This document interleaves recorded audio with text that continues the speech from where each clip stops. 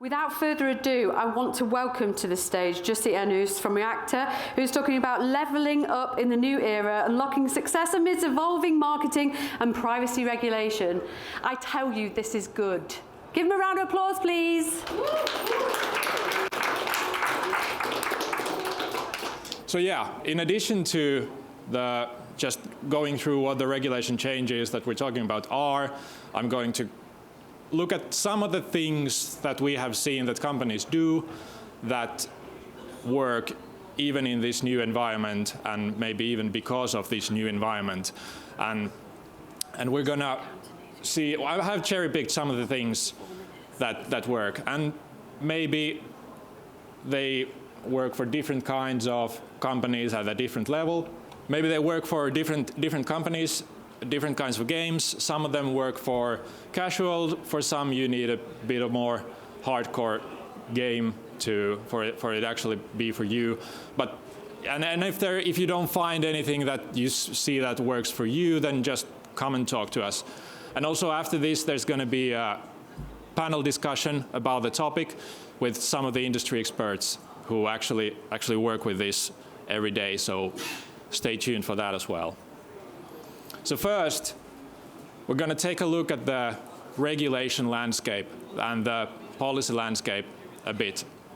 So where did we come to this, and why should we care about this? And especially we'll start with the why, because I guess many of you have seen this graph.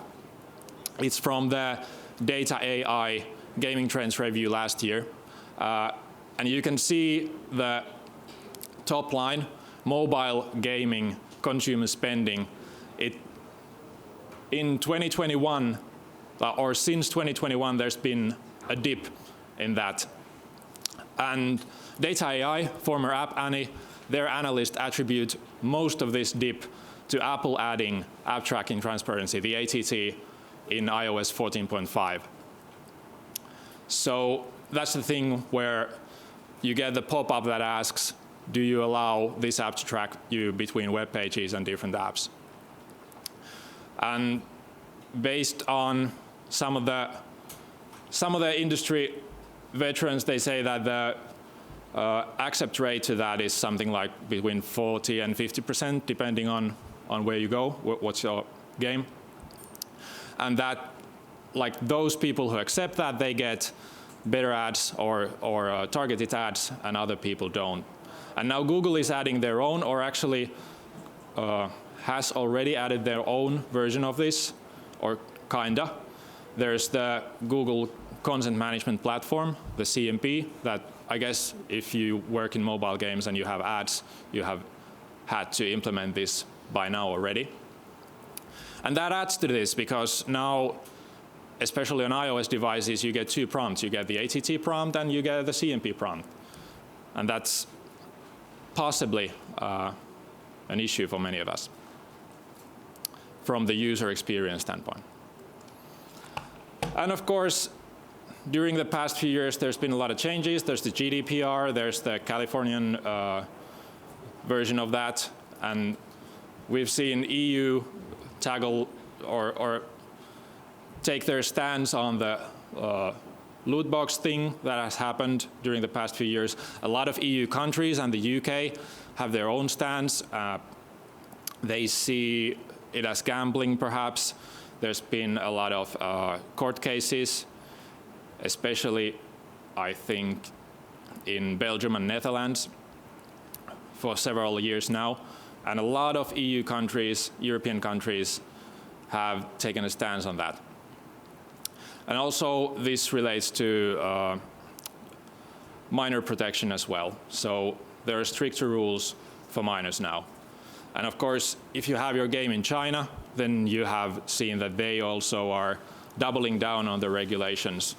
So it has been a bit difficult there for Western game companies especially, and it probably will get even more difficult in the future. But the big things are the DMA and DSA that we're going to look a bit next. So the DSA, Digital Services Act, this adds some additional obligations to things that EU sees as online platforms.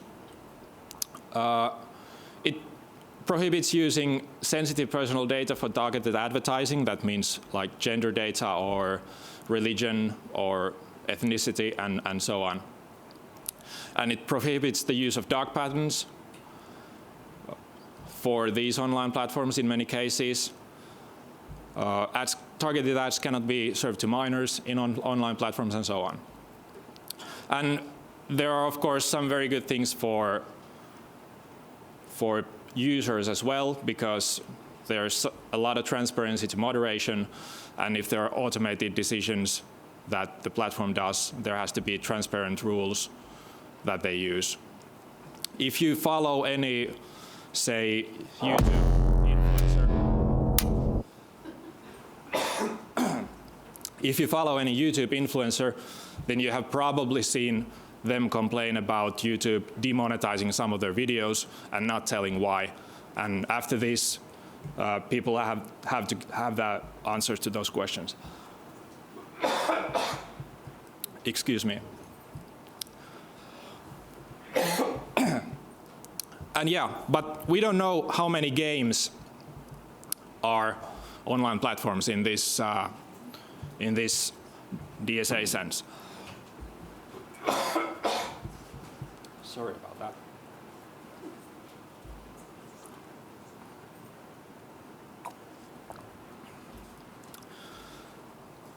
So most of the games probably are not online platforms in this sense, because social platforms are online platforms, and Amazon and eBay are online platforms because people sell stuff there.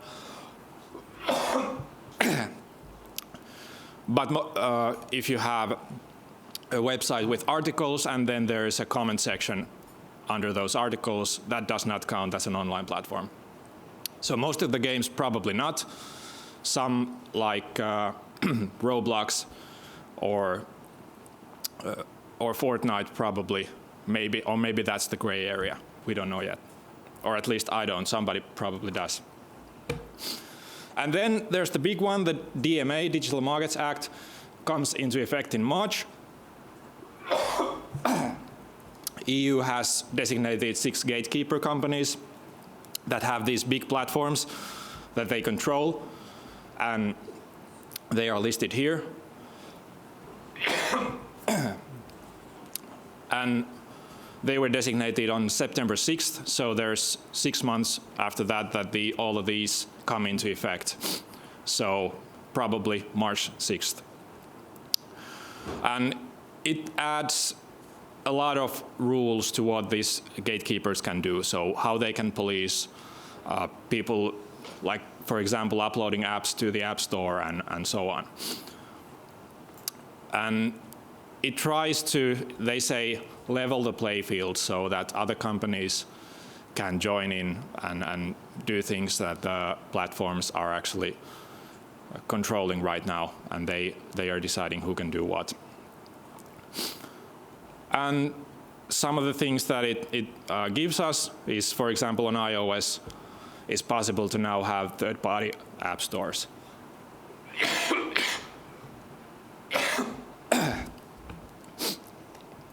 And that's what we're going to look a bit as well now. So, of course, this is Apple. We don't yet know what this will mean in practice. And like MDM might be able to block this altogether. So if you have a company phone, the company policy might just block all of these third-party app stores. But, of course, on Android side, there are a bunch of different app stores already. And we know which are the big ones, and so some of them might appear on Apple as well. I'm pretty sure there are a few games companies that have their own platform already almost ready for publishing at this time, if they will be allowed as we would expect. Oh, thanks.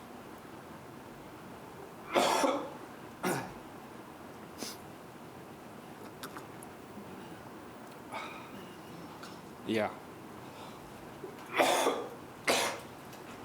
Oh. This is very good service. This is very good service. I expect questions later. Yeah. Many questions. Okay, so it's possible that there will be heavier sandboxing for these off-site loaded or third-party App Store games and so on, but we don't know what that will be. But of course, we see a lot of opportunities as well. So there might be different big App Store brands. You maybe don't have to be in the Apple App Store to be feasible on iOS. New advertising avenues, ways to attribute installs, and so on.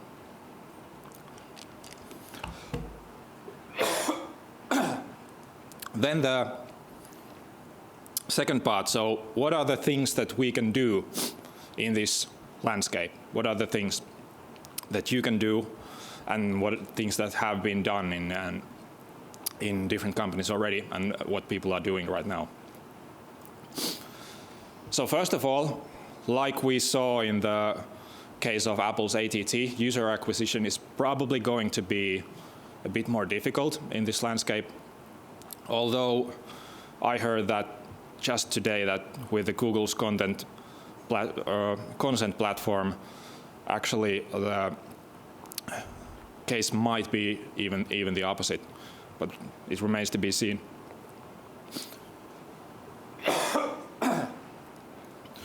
But what we have seen that people are widening the net. If there's a game that is not just hyper casual, then there are avenues that can be used for user acquisition outside performance marketing. So of course there are online and offline ads, like out of home if you have like a region where you want to get noticed. Influencers, especially I think micro influencers, so that's those who have like tens of thousands of followers. If you have someone who is specifically for your target audience, influencer for your target audience, it might make sense to have a campaign with them for a very targeted user acquisition campaign. CTV advertising, the third-party app stores might have something for them. If you have access to your users' emails, that's still a viable way, especially for retargeting. If you don't, I have something for that as well. And then there are brand collaborations. Like, for example, Mattel is known to do a lot of brand collaborations with mobile games. And they rotate those games a lot. Then there's user loyalty. So, and now I'm talking a bit beyond just retention. So loyal customers, in addition to returning to your game, they also support you and bring their friends with them. Of course, if I've learned something about sales currently, then it's that personal connection to the customer is important. So I have also seen that in games. So when the player has a connection to the game, they are more loyal, if they have some personal thing there. And one thing that a lot of companies do is they have their own Discord server for the games. That's where you can find the people. That's where you can like pre-show your new features and so on. I think Discord is still, I say there that Discord is a growing platform. I tried to find the numbers, but it looks like that it's still a growing platform. And of course there's Reddit. If people are playing your game and they like it, there's probably a Reddit thread somewhere there. And that's a good way to find your audience and listen to their complaints. Different kind of community things can be done. And all of this is good service. If people feel that they have good service, that improves trust. It also improves loyalty. So when you say you have a loyalty program, it probably can mean something else than just having discounts in certain places. Then there's the question of web. If you have a mobile game, what do you do in web? Probably you have a landing page that doubles as a redirect page to App Store or your game. But let's say you want to have a feature in game like customizing your character or a level editor or a thing like that. It's actually possible to do that in web, just direct your players from the game there. And it might make sense because your UI developer's time is super expensive, I guess. But these web platforms, you can outsource them for not that expensive rates. And you can try something, do it quickly, and then if it doesn't work, you don't have to rip it out of the game. You can just take the link off. So you can integrate your different kinds of websites to the game. You can have integration to YouTube, Twitch, and so on. And of course, one big thing is that the DMA will make sure that it's allowed for you to sell your game content and stuff outside the game as well. And if you do, those payment platforms that you need to integrate in the web stores take a lot smaller cut than Apple or Google does in their app stores. And I just heard it said today that if you're in EU, it's a no-brainer to have your own store. That's a lot to say, but it's an interesting take, especially if you're a publisher or have multiple games. So yeah, you can do new kinds of stuff now that the regulation makes it easier to access the markets that only the big players have been in so far. And then you can have, if you have multiple games, then it probably makes even sense to have your own system to log in your users. So far, many games use Facebook for this, so if you, or Google or Apple's Game Center, if you want to be able to move from one device to another. But it's also possible to have multi-game accounts. You can do new kinds of advertising, you can do new kinds of cross-promotion with this. And you can sell new kinds of items in your stores. And when you collect that Google consent, it's possible to do that in one game, and then it's collected for all your games.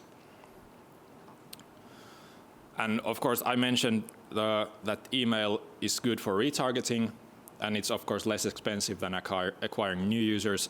So if you have your platform where you ask the players to log in, they give their email, and you, at the same time you ask the consent for sending them some marketing emails every now and then.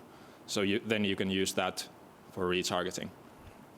And you can collect user data across games, give that data to the advertisers, or use it yourself for profiling the players. To be better at cross-promotion.